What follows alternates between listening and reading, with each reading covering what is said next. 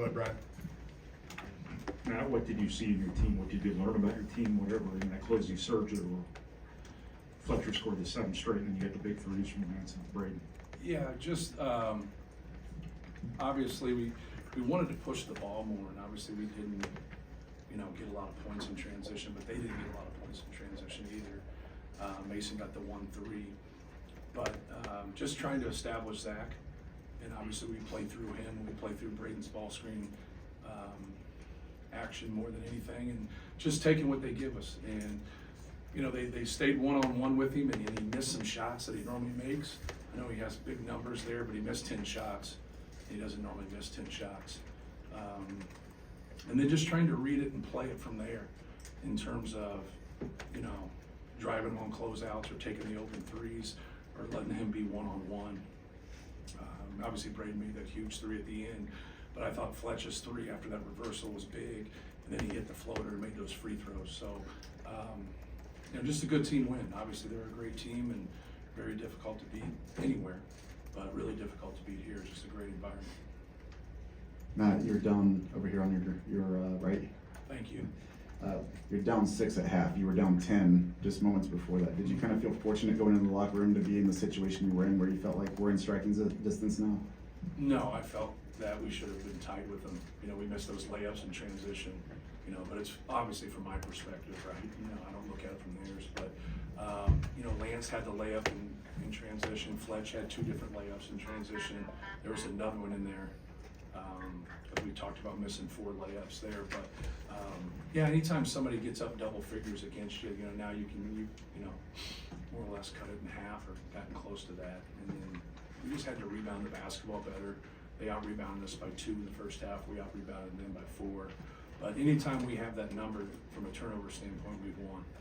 And so the one thing about not turning it over against them, you limit Terrence Shannon's opportunities in the open court. We really don't have a great answer for that. And he gets ahead of steam and he starts cooking. That's very difficult for anybody. And obviously Marcus Damask is a fabulous player, but how he plays and doing the dribble downs like Pickett did last year really puts everybody in a bind. So you got to put a lot of attention to Damask. You got to put a lot of attention to Terrence Shannon, just because they have Terrence has a lead ability and a skill level, and but more than anything, they play 2 separate groups.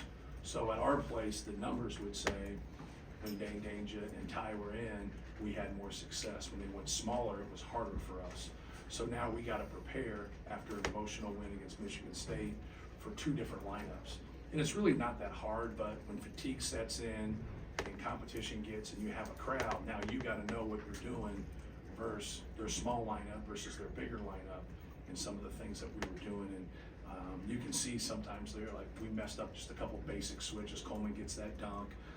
We have another simple switch that we messed up. But we like Zach against anybody at the basket.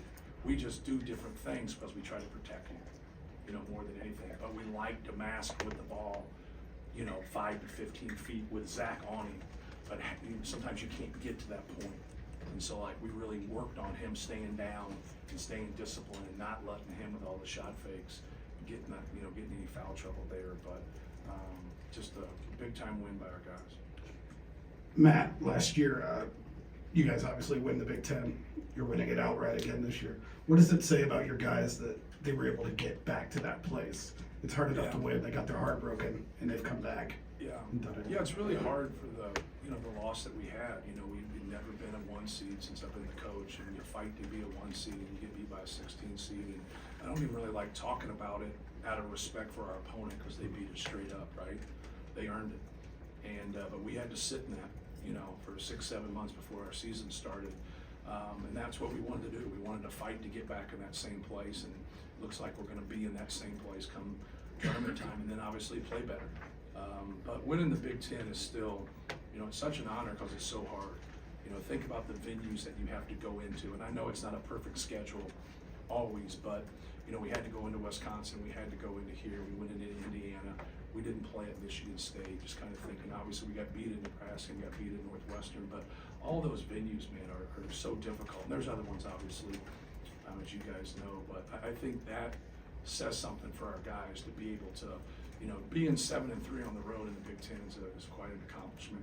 9-0 at home, and we know we got a tough one against Wisconsin. But yeah, it's our guys are resilient, and they hang in there, and they're tough, and they're basketball guys, and we just got a good mix of guys. We obviously got the best player in the country. It's a hell of a place to start. But Braden Smith's a tough kid, and Fletcher Lawyer's a tough kid, and Mason Gillis, I think he'd rather fight you than talk to you at times. But you guys saw Trey Kaufman ran at our place, get 23 against Illinois, and so like he's a talented kid, and he's coming. And today wasn't his day, but and then Lance Jones has really given us some athleticism, some quickness, some skill, some defense. So we got a good group. Kim Heidi had a good day today. So, Coach, both you and Coach Underwood had the same issue in the first half with your stars playing with 2 fouls. Obviously, Zach's was a little bit later in the half, but both of you guys subbed them in on offense for the last possession and both got points from them. right. Is there a conversation that happens with Zach going into that, knowing like, hey, you got 2 fouls, Yes, you sir. got to play differently? Yes, that's exactly what he says. Don't go for the rebound. You know, he gets, and you know, he has all those tap backs where he goes, and it's so hard to officiate because is he just 8 inches taller than somebody and he's getting it, or is he actually getting up on their back? And so when he gets fouls, we always talk to him about that. But in that scenario there, it's like, hey, let's score the basketball. But it's pretty hard to do because that's your instincts, right? You score the ball and you miss it, you go after the basketball. You're 5 feet from the rim. You're 7'4". I mean, what are you supposed to do? But him getting a third one there would have been tough for us. How much of those 2 inside-out threes that you started the second half with, one by Braden, one by Fletcher, kind of changed the game? It seemed like Zach got more one-on-ones after that, Right. and then it set the tone for an 8-10 shooting half. Yeah, well, that's one of the differences with this team is that, you know, we're a better three-point shooting team. And you put people in binds. You know, the rules that they have and the way they play aren't the rules when they play us because they can't be, right? Other people don't have him. So now, if they want to stay one-on-one, we're just going to keep going to the well. We're just going to keep going. If we get beat, then we get beat. But he normally does pretty well there. But he's very unselfish. You know, he's very unselfish. So if you come in double, he'll get the ball out of his hands. We spend a lot of time knowing where people are. You still got to pick up eyes. You still got to know what's going on. But we spend a lot of time on when the ball goes in on this block versus the left block versus the right block, where you're supposed to be. It doesn't mean you just, you know, let it whip. But those are the easiest threes to take. The step-in threes are the easiest threes. Matt, you know, there are guys that maybe shy away from the big moments, and I think to you know, the contrast to that, you had 5 guys on the court who want the shot in that moment. You know, Lance can hit a shot all night, hits a dagger 3. Obviously, Braden steps into that one. Fletcher goes on the 7-0 run. Zach's going to do what he does. How important is it to have so many guys that aren't afraid of that moment when it gets Right. into a game like this? Yeah, no question. You know, Lance has been that way for us all year. You know, even some games when he struggles, he steps up and knocks down a shot. Fletch has made big shots here, and you see Braden. Like Braden really, you know, steps up into that moment. But just having that balance with him, you know, he's our, you know, he's the cornerstone of what we do, Zach Edey. And so now you want to put people around him that, you know, brings value to him just like he brings value to his teammates. And having skill and decision makers with him makes it a complete package offensively. Right. Thank you. The defensive efficiency numbers that kind of slipped the last couple weeks for you guys. What can you take away from tonight, just specifically on that end, especially with Yeah. you know, turnovers and Zach came off out of the paint a lot too. So. Right. Well, I think our defensive numbers are better when we take care of the basketball because we're not in transition as much. I think that can start by setting our defense, and that really helps.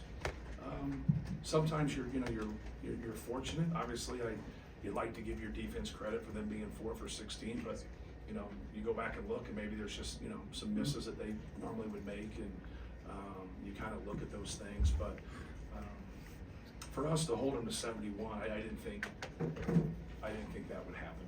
Just to be frank with you, you know, look at who they played, look at how they've scored. They've been in the hundreds at home. They've been in the 90s. They've just, you know, just outscored people. And you know, think about Minnesota scoring 97 points here and losing. You score 97 points, you should win, right? But that just shows you their firepower. But no, just trying to work and talk through things. The things that get you lost more than anything is just being disconnected and guys not remembering what they're supposed to do. If you just do what you're supposed to do and don't foul, you know, you're gonna give yourself a better chance. In the back. Go ahead, right here. Sorry. Matt, right here. Thank you. Following up on that, you're the first team to hold Illinois under 80 in 9 games. So what do you think was the key to forcing them out of their offensive streak there? Yeah, just like I said, I think taking care of the basketball for us, not letting them get as many transition opportunities, I think was the biggest piece of it. You know, they get 11 offensive rebounds. They were killing us on the glass to start the game. Ty got the tip dunk there, or maybe it was an and one.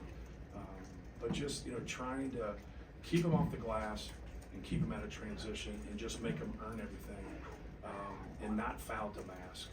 You know, everybody, like, he has such a tough cover, but I didn't think we could handle him one-on-one to mask. And if he was gonna get deep, I really wanted to bring Zach and use size as much as we can. Sometimes we did that, sometimes we didn't. You know, you're not gonna, like, Terrence Shannon didn't have a good shooting game, but he's very dynamic. He's like Jay Knivey was for us. When he gets that head of steam and he gets going, you just have to limit those opportunities by playing well on the offensive end and set your defense. So I think those are the two areas. I didn't think we were great at boxing out, but I think we were good enough, right? But the turnovers for me is, I know I'm talking offense and you're asking a defensive question, but it's really, really important to stop people in transition. In the back, and then Casey. Coach, you talked about the missed layup over here on your right. You talked about I'm the, struggling. You talked about the missed layups in the first half already.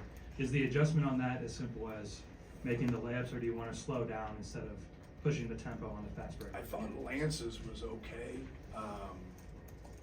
You know, they talk about the guys in the cylinder when they go vertical wall, they got to jump an A and land an A. It didn't seem like that happened, but I'm 60 feet from it, so I'm probably not the person to talk about that. Fletcher just shot a reverse layup and whiffed it. Looked like to me like he just shot it off the glass, and I don't know. But yeah, like, you know, your pride gets in the way a lot, and you really talk about, you know, Jay Wright really, like, made a living at Villanova and getting guys to understand about playing on 2 feet and being under control. And you get ahead of steam and you get going, especially in transition. I thought we had 2 or 3 plays. Fletch had one to start the second half. Brayton had one when the ball went off his leg. If you just jump stop, you know, they can't get around him. Just jump stop, and he's somewhere, right? And so just put the ball up in the air, and if they come in and put 2 people on him, now you're on 2 feet and you can spray it out. So we just have to do a better job of playing on 2 feet and then utilizing it. Doesn't mean you still can't shoot. See, the one thing about jump stopping is you haven't taken the shot out of the equation. Like, I'm under control. Like, now I'm gonna jump stop. Now I got Zebo right there. Now I can turn around and shoot that little turnaround shot right there, or I can spray out for a 3. When you leave your feet, like, hope you like what you're doing, right? Because that's what you're doing, you know? And so, like, especially when you go to your weak hand, like, you know, it's hard. Like, Boo Booey can make that play. He can make speed dribble with his left hand, shoot with his right. Maybe a couple other guys, but analytically, we probably have 1 or 2 guys in our league that analytically should shoot that shot. And so, like, that's kind of what's taken over basketball. But it's okay, it's intelligence, right? You're playing the right way. If you can't go and dunk that, and you can't go through size and athleticism, you got to get on 2 feet. And so we did a little bit better job of it, but we still had our moments. Last one, Casey. Matt, you guys go 1 for 6, 3 in the first half. Edie doesn't get a free throw until 12 minutes left in the second half. Lance doesn't play well until the end, shooting-wise.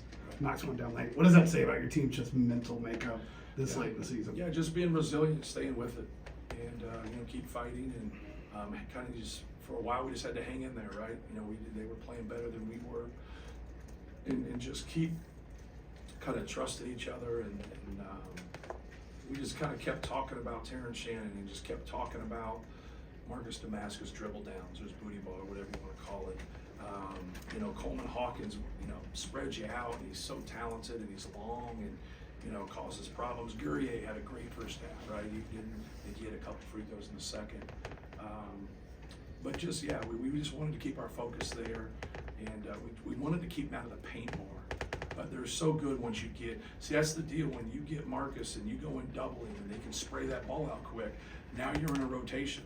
And now they're shooting threes or attacking closeouts. Now you got to go back into help again. So that's why we wanted to pick up the ball and hopefully take some time off there, kind of our version of like a 2-2-1, just to kind of slow them down a little bit. But at times, I think it helped us, and at times it didn't matter. But yeah, you know, I think we just gotta build on it and keep getting better and understanding different styles. Like, you know, you go play Northwestern or you go play Minnesota, you go play Illinois, there's probably more similarities than differences, but there's still differences. And like now just kind of, because hopefully this experience helps us, you know, in the NCAA tournament.